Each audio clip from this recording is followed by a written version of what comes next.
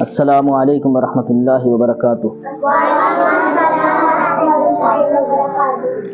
بسم اللہ الرحمن الرحیم، نحمدہ ونصلی علی رسولہ الکریم، اما بعد فاعوذ باللہ من الشیطان الرجیم، بسم اللہ الرحمن الرحیم۔ یا ایھا الذین آمنوا اتقوا اللہ حق تقاتہ ولا تموتن الا وانتم مسلمون۔ پچھلے ہفتے ہم نے آپ سبھی بچوں کو بتایا تھا کہ ہمارے اسلام میں گالی دینا بہت بڑا گناہ ہے۔ چنانچہ ہم نے 2 حدیث آپ سبھی بچوں کے سامنے ذکر کی تھی، جس میں اللہ کے نبی صلی اللہ علیہ وسلم نے گالی کے بارے میں بتایا کہ گالی دینا بہت بری چیز ہے۔ ٹھیک ہے، وہ 2 حدیثیں کیا تھی؟ اللہ کے نبی نے فرمایا سباب المسلم فسوق وقتالہ کفر۔ اللہ کے نبی نے فرمایا کہ مسلمان کو گالی دینا بے دینی کی بات ہے اور اس کا قتل کر دینا کفر کی بات ہے، کہ حدیث کا مقصد ہے۔ ٹھیک ہے، اور ایک دوسری حدیث میں اللہ کے نبی نے فرمایا کہ 2 گالی گلوچ کرنے والے انسان 2 شیطان ہیں۔ کیا ہیں؟ یعنی گالی گلوچ کرنے والوں کو، آپس میں ایک دوسرے کو گالی دینے والوں کو حدیث میں کیا کہا گیا ہے؟ شیطان۔ تو ہم انسان ہیں، مسلمان ہیں یا شیطان ہیں؟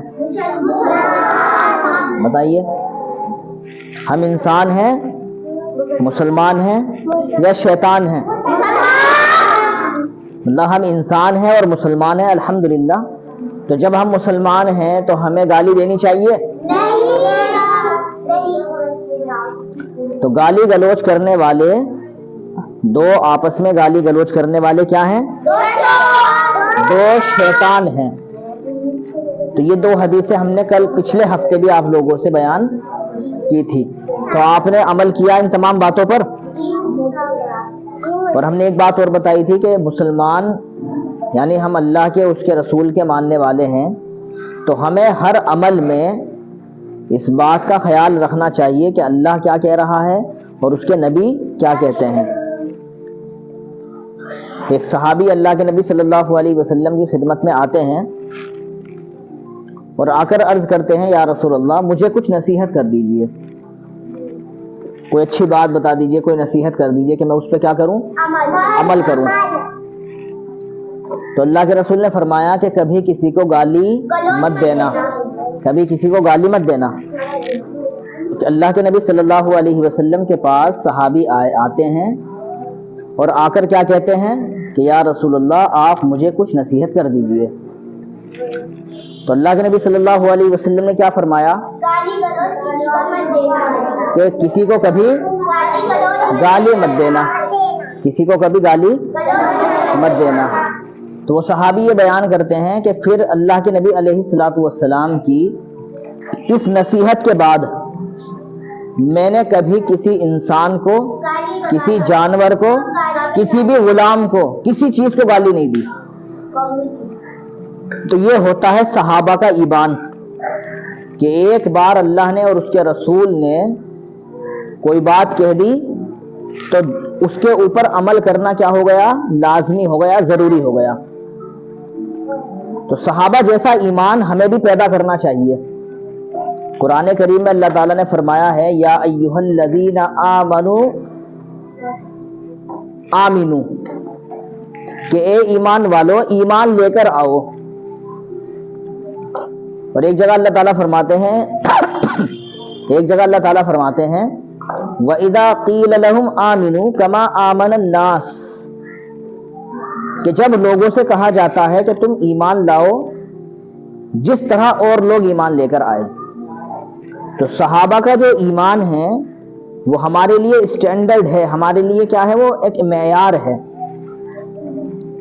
اگر ہمارا ایمان، ہمارا جذبہ، ہمارا اخلاص صحابہ رضی اللہ تعالی عنہم اجمعین کی طرح ہو گیا تو ہم دنیا میں بھی انشاءاللہ کامیاب ہوں گے اور مرنے کے بعد بھی کامیاب ہوں گے۔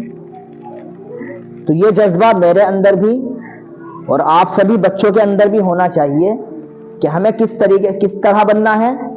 صحابہ کی طرح ہمیں بننا ہے، حضرت عمر فاروق اعظم کی طرح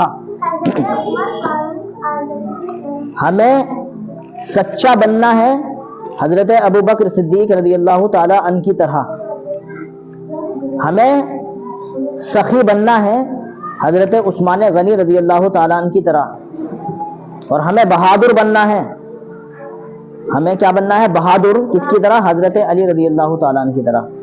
تو صحابہ کی جو کوالٹیز تھی، صحابہ کی جو اچھائیاں تھی، وہ ساری کی ساری اچھائیاں، وہ سارے کے سارے جذبے ہمیں اپنے اندر بھی پیدا کرنے چاہیے۔